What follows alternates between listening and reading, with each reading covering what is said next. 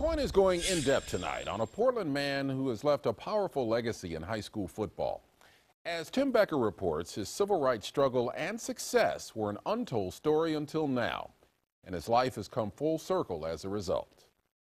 It's just been a very rewarding journey, back in time. 48 years ago, 2,700 miles away.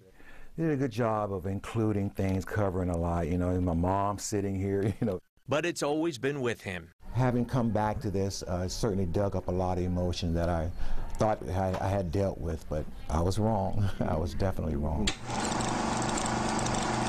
Some say Jimmy Lee Kirkpatrick is the best high school football player they ever laid eyes on.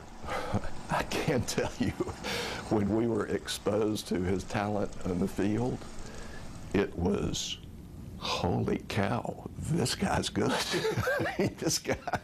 This guy can play. I never put on a football helmet until I got to high school. I had running back speed, so I was then becoming a bigger running back. School integration was in its infancy, but his talent gave Jimmy the confidence and the courage to transfer from the all-black school in his tough neighborhood to the affluent, mostly white Myers Park High, where he'd get more exposure and a better shot at college.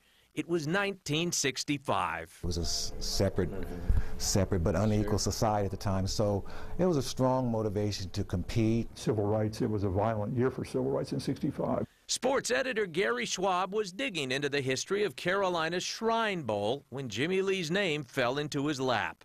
Gary and others at the Charlotte Observer tracked down Jimmy Lee here in Portland and convinced him to revisit his past.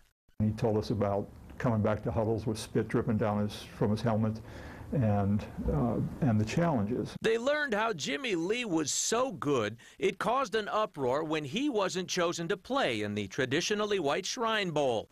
Civil rights lawyers filed a lawsuit, and though not named, Jimmy was the lead figure in the case. Police became involved, was asking questions, and the FBI got involved, and had to kind of get escorted to school, and people had to watch. A judge soon ordered the Shrine game to integrate.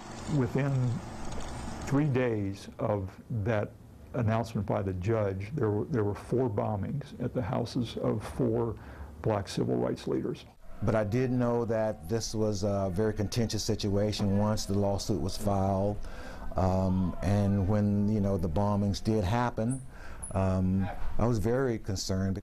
Jimmy never did get to play in the All-Star style Shrine Bowl. The mandate to integrate the game kicked in a year later, but he had unlocked and opened a door that young black players have been stepping through ever since. It was so extraordinary because we were at the forefront of integration and we didn't even know it. I've always felt that you guys had my back. It gave me confidence. Tears and emotions bubbled up when Jimmy Lee left Portland in January to reunite with his Myers Park teammates. Here are these guys that I only knew for 1 year of my life. 47 years later, we have the same feelings again about this whole thing. It's equal, it's balanced, and it's shared. His decisions and his courage as a teenager made him a key player in the civil rights game. 48 years later, reporters and a newspaper helped bring his life full circle. This is some ways closure for me, but it's also a beginning. That now, this is public. The city knows it. My people knows it.